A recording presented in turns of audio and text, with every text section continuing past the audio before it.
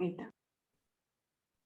Bem, pessoal, sou Marco Aurélio Castro Júnior, nós estamos aqui na disciplina de contratos internacionais da Faculdade de Direito da UFBA e hoje o grupo formado por Vitória Quadros, Flávio de Jesus e Paulo Santos vão tratar de um contrato importantíssimo, na verdade um contrato não, de uma norma importantíssima sobre contratos, que é a CIG, que é a Convenção de Viena sobre o Compra e Venda Internacional. Então, passo imediatamente a palavra para o grupo. Vocês sabem que contam com 18 minutos para apresentarem o trabalho. Agora é com vocês. Olá, bom dia a todos. Bom dia, professor Marco Aurélio. Queria dizer que é um prazer enorme para mim poder estar aqui no dia de hoje falando desse tema tão interessante, que é a CIG, e queria explicar para vocês um pouquinho do que é, e hoje, em especial, nós vamos trazer para vocês alguns dos aspectos da CIG em comparação às previsões do nosso ordenamento, do ordenamento brasileiro. Vocês devem estar se perguntando, Vitória, o que é a CIG? O que quer dizer essa sigla? Bom, a CIG é a Convenção das Nações Unidas sobre Contratos de Compra e Venda Internacional de Mercadorias. E esse apelido que a gente dá, essa sigla CIG, vem do inglês, de United Nations Conventions on Contracts for the International Sale of Goods, o CIG. É um importante diploma legal na medida em que ele visa uniformizar as regras aplicáveis para fins de contratos de compra e venda de mercadorias. E ela já foi aplicada por mais de 79 nações. Essa convenção, ela foi resultado de um longo processo de negociações e de estudos, os quais tiveram seu início lá nos idos de 1920, certo? E esses estudos eles foram guiados pelo Instituto Internacional de Direito Privado, priori pela Conferência de Haia sobre Direito Internacional Privado e, por fim, pela Comissão das Nações Unidas para Direito Comercial Internacional, UNCITRAL, se não me engano.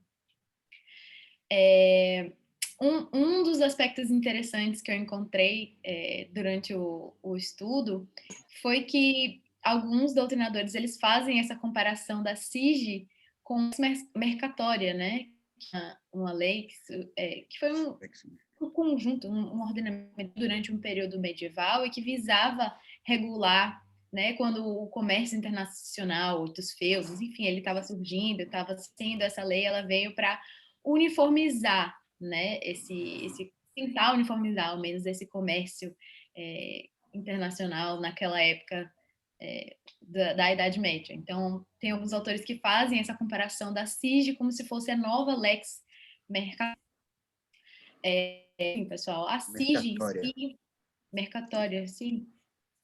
A CIG ela foi elaborada e aprovada no dia 11 de abril de 1980, tá? Durante a 17ª Conferência Diplomática das Nações Unidas, mas ela só foi entrar em vigor mesmo, pessoal, no plano internacional em 1º de janeiro de 1988, sendo que os primeiros países signatários foram Argentina, China, Egito, Estados Unidos, França, acho que Hungria, Iugoslávia, talvez Lesoto, mas não tenho certeza de todos, mas acredito que sejam esses sim, tá bom? Foi precedida de algumas outras leis que tentaram, da mesma forma, trazer essa uniformização para o comércio internacional, que foi a Lei Uniforme sobre a Venda Internacional de Bens Corpóreos e a Lei Uniforme sobre a Formação dos Contratos de Venda Internacional de Bens Corpóreos Móveis. Mas elas foram um pouco criticadas na época, porque elas teriam se vinculado muito ao contexto europeu, porque foram os países europeus, em sua maioria, que participaram na sua construção, né? Já que essas leis elas foram elaboradas, durante a Conferência Diplomática que foi realizada em Haia, em 1964. Algumas outras questões importantes também que nós podemos ter no que concerne aplicação da CIG. A gente até fez um trabalho sobre isso essa semana, né? Tratando um pouco de aplicabilidades e inaplicabilidades da CIG. Do próprio nome da CIG, a gente já pode ver que ela seria aplicável para os países signatários em relação aos contratos de compra e venda que são realizados a nível internacional, ou seja, ela não se aplica para contratos que são celebrados no âmbito do mesmo país, e contratos de compra e venda de mercadorias, pessoal. Leia-se bens corpóreos móveis, tá bom? É aplicável quando as partes arbitralmente convencionarem que ela vai ser aplicada. Existem algumas espécies de contrato, como vocês puderam ver no trabalho dessa, em que a CIG ela não é aplicável, tá? Que são aqueles bens comprados para uso pessoal, familiar, doméstico, por leilão, por execução, ou qualquer outra forma advinda de autoridade de lei. Contratos com navio, barco, dentre outros. Todas essas previsões de inaplicabilidade se encontram no artigo 2º. O artigo 3º também, que ela não vai ser aplicada quando a obrigação principal ela consista também em fornecer trabalhos e serviços. Então, ela só se aplica, como eu disse, como o seu próprio nome também diz, para a venda internacional de mercadorias, bens móveis corpóreos, tá? Outro tema interessante que não se aplica também as discussões que se relacionam com a validade do contrato, a validade dos usos e costumes correlatos. Isso também não é objeto da CIG. E a CIG, a sua interpretação, ela se dá conforme a Convenção de Viena de 1969. E é sempre muito importante para os Estados signatários, né, quando forem aplicar a CIG, que se lembre do seu caráter internacional, das peculiaridades do comércio internacional.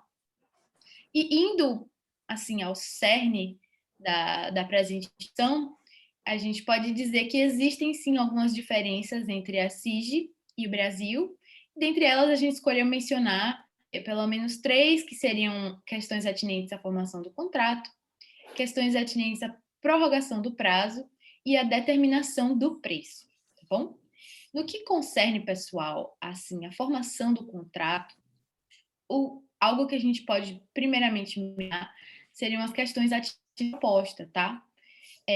O que a gente pode notar da análise da CIG e do Código Civil brasileiro é que a CIG disciplina a proposta de maneira mais específica e exaustiva que o nosso civil.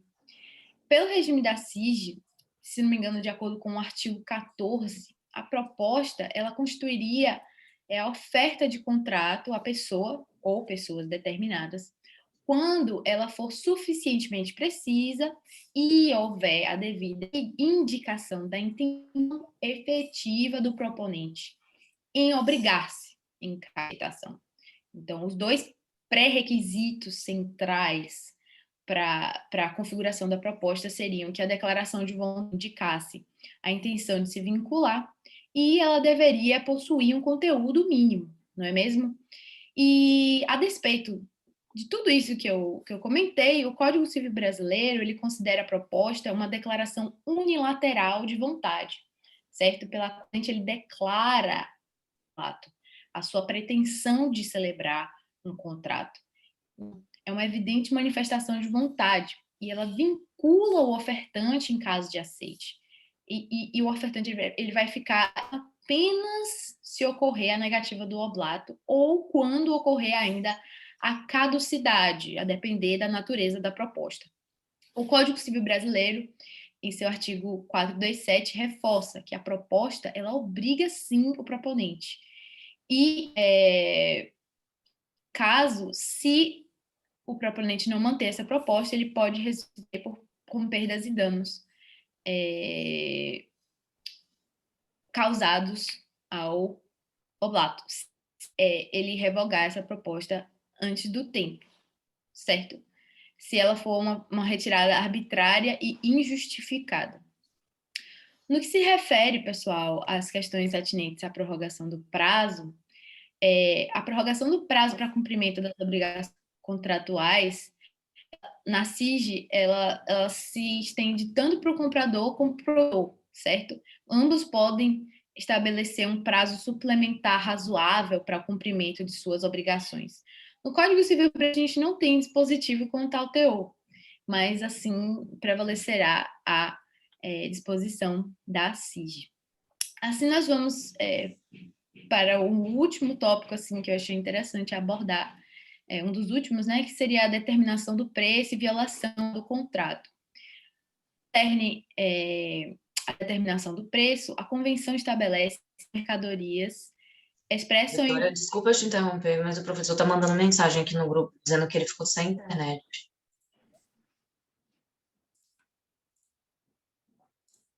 Diz aí que a gente está continuando, se for possível. Ixi, gente, e agora? Tá gravando, né? Para o seu tempo. Ele está tentando entrar, mas não está conseguindo. Eu já tinha quantos minutos de exposição, pessoal, vocês sabem?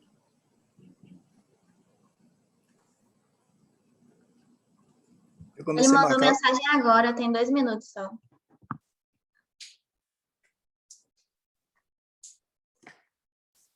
Eu comecei a marcar o tempo, já com 1 minuto e pouco, você já tem 9h46. Ah, que bom. Estou perto já de terminar, já. Quem foi que disse que começou que eu comecei a marcar? Eu comecei, já tinha 1 minuto, Marlon. Ah, Marlon, muito obrigada. Então, tem 10h46, aproximadamente. Tudo bem, muito obrigada. Você está indo bem, Vitória. Obrigada, Paulo. É excelente mesmo, viu? Tá dando para compreender tudo. Bacana. É um assunto bem complexo, pessoal. Sério mesmo. Essa questão de aplicação da SIG. Confesso para vocês que... que bom que vocês estão entendendo. Tá ótimo. Quando eu puder continuar, vocês me avisam. Tudo bem? Oi, pessoal, desculpe. Parece perseguição aqui. Cai minha internet de quarta-feira. É inacreditável. Bom, eu vi que a mensagem que Vitória terminou e vocês continuaram.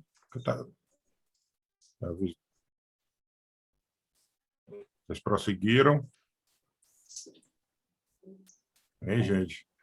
Vocês estão me ouvindo? Professor, ela prosseguiu até o momento que o senhor mandou a mensagem no grupo.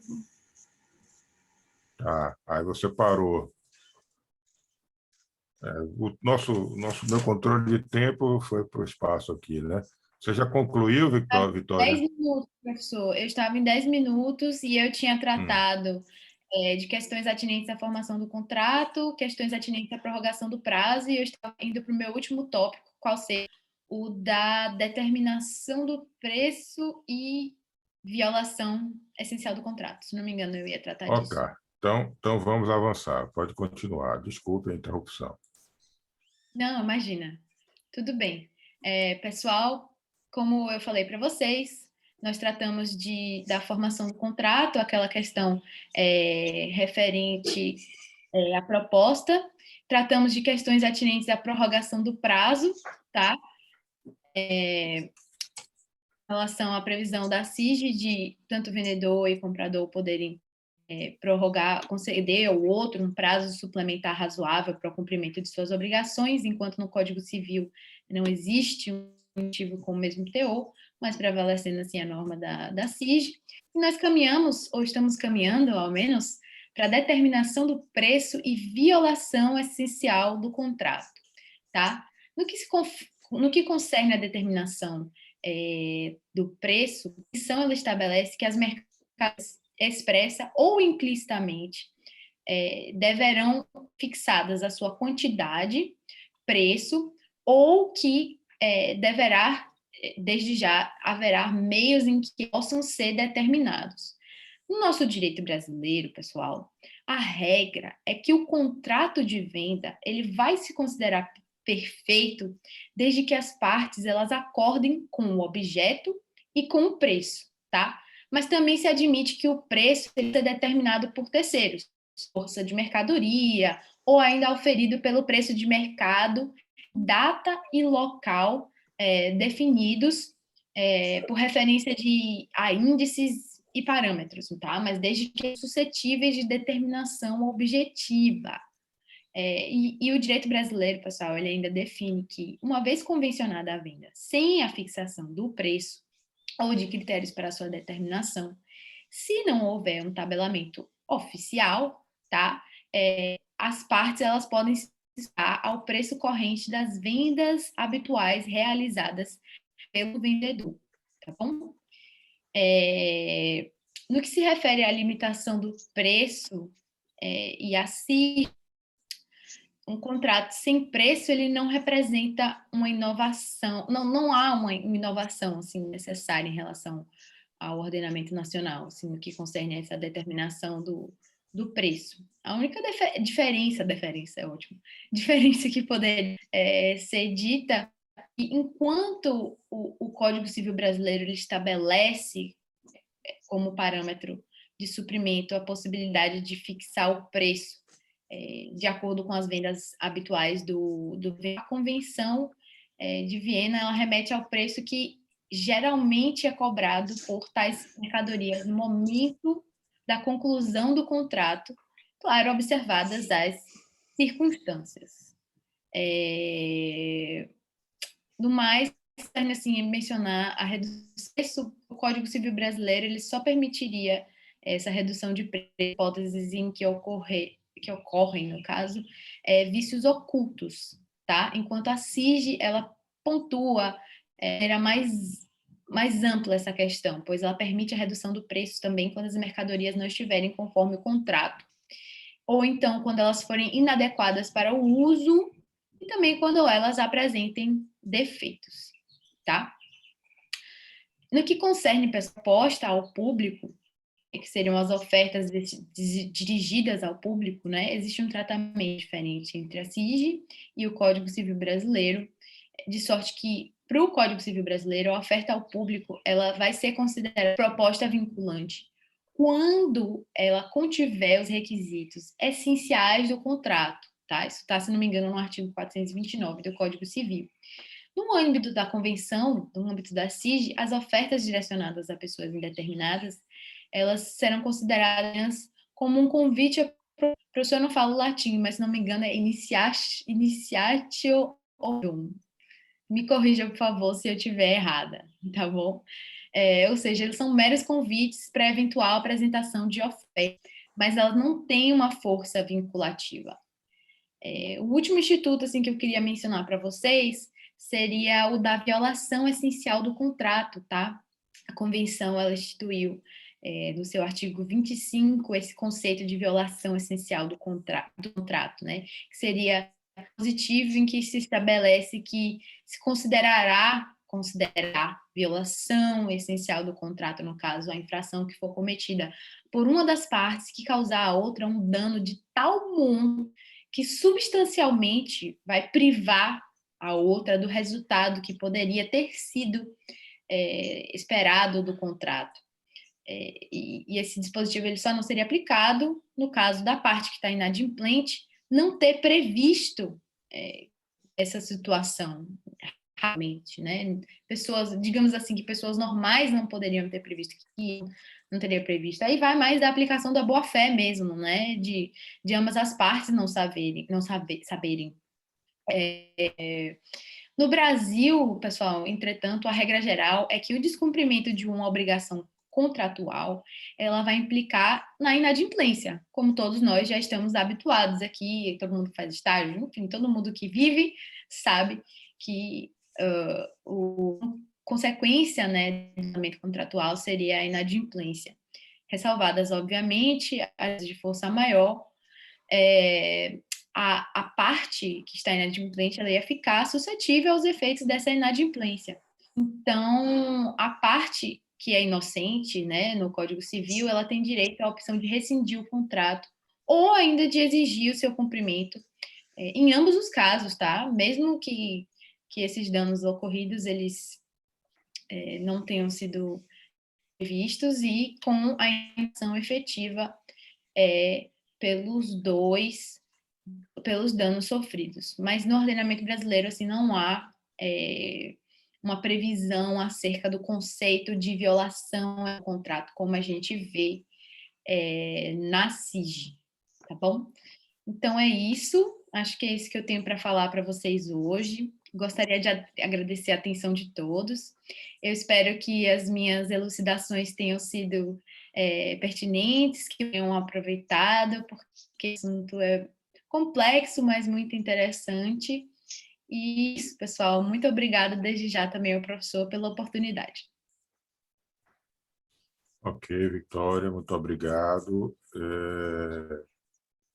O Flávio faz parte do grupo, não é isso? Isso. Mas ele não está presente. Isso, professor. Ok. O Paulo E o Paulo também é parte do grupo. ele está aqui. Mas só... Eu sei, Paulo, estou vendo. Mas só você que falou. Paulo também vai falar, vai apresentar alguma coisa ou não? Bem, professor, é o seguinte, a Vitória, ela soube com maestria explanar praticamente todo o conteúdo do trabalho que nós realizamos, né? Ficou, assim, uma parte interessante a ser citada, né, a ser mencionada do trabalho, que é a aplicação da CIG na jurisprudência brasileira, né? E o caso que ficou emblemático foi o caso dos pés de galinha, né? Mas, Paulo, veja, Foi. Sim, pois não. o ponto é que o grupo tinha 18 minutos para apresentar e o tempo já se esgotou, né? Nesse caso, professor, porque, veja, realmente a iniciativa foi acordado que a iniciativa partiria de Vitória, né? Na explanação de todo o tema, né? De grande parte do tema. Mas o que o senhor diz a respeito? O que eu digo é que era para todos terem participado da apresentação. Ok? Bom, o tempo se esgotou, então não teria como você falar adicionalmente. Isso eu vou levar em consideração na avaliação da apresentação de vocês. O fato do Flávio não estar presente, ele não tem nota, portanto, de apresentação, ok? E, no seu caso, você está presente, eu vejo que você gostaria até de falar, mas nós tínhamos acordado um tempo. Eu disse aos outros grupos, na primeira turma, quer dizer, na turma de novas figuras, que valia a pena eles gravarem o trabalho e para poder ficar publicado de forma mais estruturada, até com mais tempo, e acho que de vocês também. O tema é muito interessante, de todos os pontos de contratos internacionais. Eu penso que a CISG é o mais importante do que está no nosso programa, e vocês aproveitariam bastante, e as pessoas poderiam também se aproveitar da pesquisa que vocês fizeram. Certo? Então, eu fiz algumas perguntas, por conta do tempo, vocês respondem pelo WhatsApp. Se alguém mais da turma também quiser fazer pergunta, pode fazer e o grupo vai responder, ok? Nós temos alguma outra apresentação hoje?